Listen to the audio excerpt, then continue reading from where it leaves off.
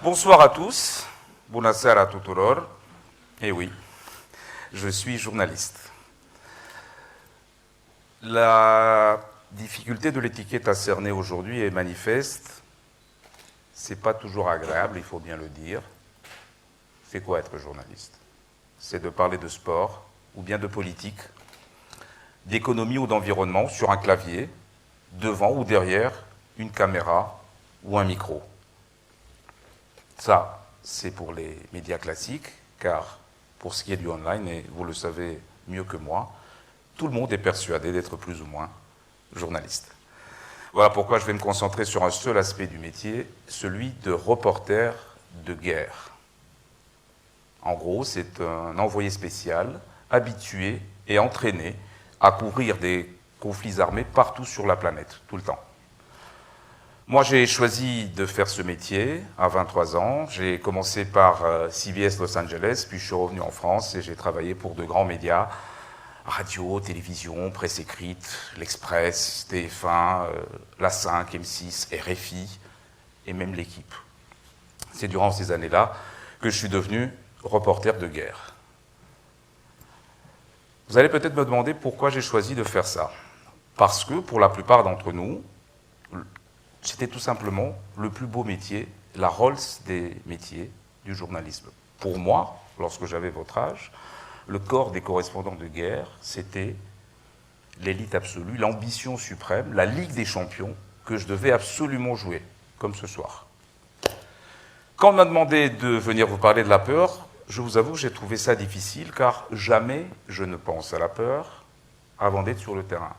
Effectivement, il faut aller sur place, voir ce qui se passe, parce qu'on switch immédiatement sur autre chose, on passe en mode reporter, on est dans un autre film, et là, tout peut arriver, vraiment tout. Je suis allé plusieurs fois dans le Caucase, c'est à l'est de la Russie, mais une seule fois en hiver seulement, et croyez-moi, celle-là, je vais me la rappeler toute ma vie. Imaginez des montagnes couvertes de neige, moins 15 degrés, quand il fait beau. Quelque part entre l'Arménie et l'Azerbaïdjan, le Nagorno-Karabakh. C'est un tout petit territoire que les deux pays se disputent à coups de bombes et d'obus, d'offensives et de contre-offensives toujours sanglantes. Seul journaliste sur place, j'ai été au milieu des réfugiés, des blessés, civils et militaires, de soldats, de civils armés, de médecins. Et on attendait tous, depuis 3 jours, dans des abris à peine chauffés, de fortune, un hélicoptère qui devait nous évacuer sur Yerevan, la capitale arménienne.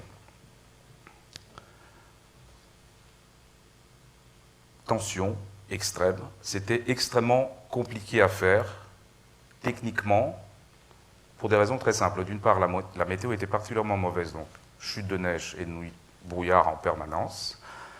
Et d'autre part, et c'était là le grand danger, on devait survoler le territoire de leur ennemi, azéri, c'est-à-dire azerbaïdjanais. On attendait un hélico, il y en a 2 qui sont venus nous chercher, et aussitôt posés, ils ont été pris d'assaut par la foule. J'étais un peu en arrière, on me dit de monter dans le premier, j'y vais, impossible de décoller, trop chargé. On fait signe d'aller dans le deuxième.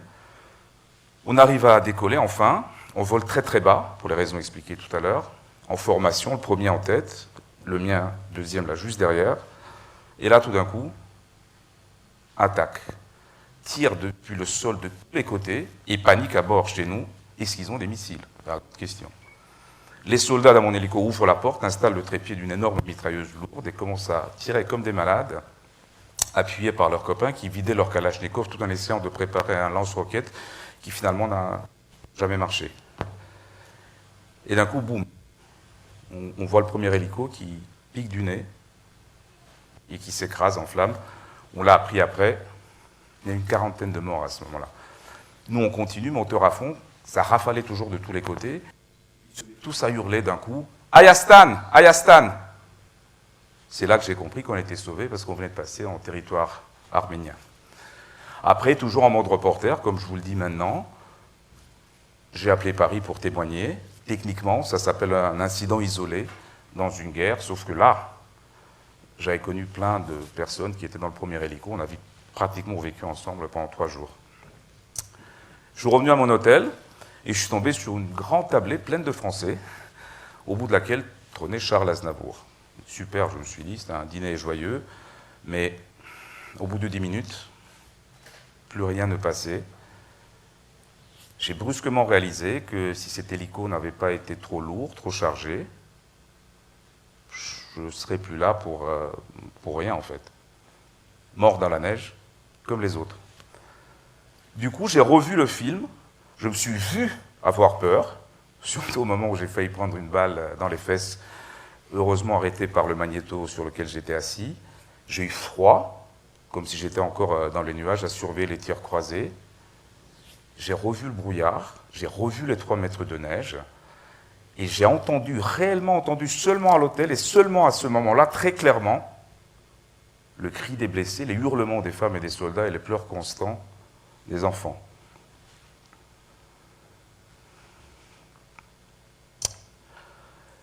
Ça a été un moment où on se dit, est-ce qu'on a peur, est-ce qu'on n'a pas peur? En fait, maintenant, je vous dis que je n'ai pas eu le temps d'avoir peur. Tout simplement parce que j'avais 2 objectifs très précis à ce moment-là. D'abord survivre, même si ça ne dépendait pas que de moi, et ensuite faire mon boulot, c'est-à-dire envoyer ma correspondance à Paris. Techniquement, ça veut dire écrire un papier, chercher un téléphone, croyez-moi, c'était loin d'être gagné à l'époque, appeler la rédaction et enregistrer ce que je venais d'écrire. Là, c'est juste un épisode, j'en ai vécu beaucoup d'autres, plus ou moins mouvementés, partout, au Liban, dans l'ex-Yougoslavie, dans le Golfe Persique, dans l'ancienne URSS, ici à Bucarest. Aujourd'hui, il y en a partout, pareil, le Venezuela, en Ukraine. Il se passe des choses que vous voyez dans les journaux ou sur vos écrans tous les jours. Yémen, Nigeria, ainsi de suite. Comment est-ce qu'on traverse tout ça? C'est ça la question. Eh bien, c'est tout simple. C'est en se préparant. C'est un entraînement.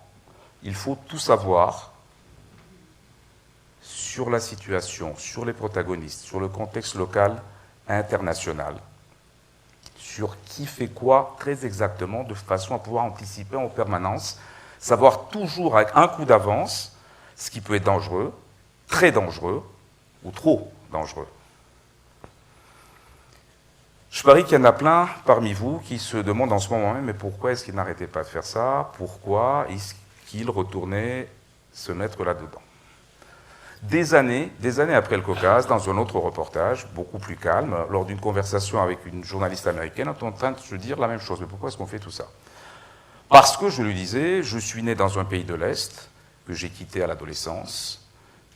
Ce qui m'horripilait le plus, outre le manque de liberté, c'était d'entendre le Parti communiste, l'être suprême, m'expliquer du matin au soir ce que je devais faire, aimer, et même manger.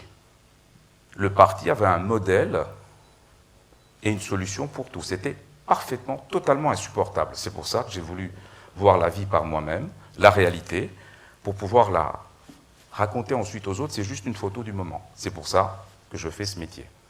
Claire, mon amie américaine, notre grand reporter, avait vécu une enfance tout à fait différente à New York. Elle cherchait donc un autre truc, l'adrénaline. Parce que, à Bagdad, à Sarajevo, ici à Bucarest ou n'importe où ailleurs, à Damas, lorsqu'elle était en reportage, elle vivait, comme nous tous, plusieurs vies en quelques jours. La faim, le froid, le sexe, la peur, l'angoisse, l'amour, la tristesse, la mort, la vie tout simplement. C'était tellement fort quand elle était en reportage que lorsqu'elle rentrait chez elle, ça lui manquait. En ce qui me concerne, maintenant, avec le recul et avec l'âge, en sachant aussi que ce métier a totalement changé, ça n'a plus rien à voir, la raison pour laquelle on retourne est évidente, c'est le mix parfait entre sa vision et la mienne. Autrement dit, peu importe la motivation, ce qu'il faut, c'est d'en avoir une. Et pour vous, la conclusion est encore plus simple, toujours à mon avis, la peur, oubliez-la. Elle ne doit pas vous empêcher de réaliser vos objectifs. Vous allez être préparé, vous allez apprendre les techniques, les procédures, la rigueur et la discipline pour y arriver. Et une fois l'objectif atteint, Vous pouvez très bien vous retourner, bien regarder en arrière, bien regarder votre peur en face et lui dire, cette fois-ci c'est bon, ça a marché. On fait pareil la prochaine fois. OK ?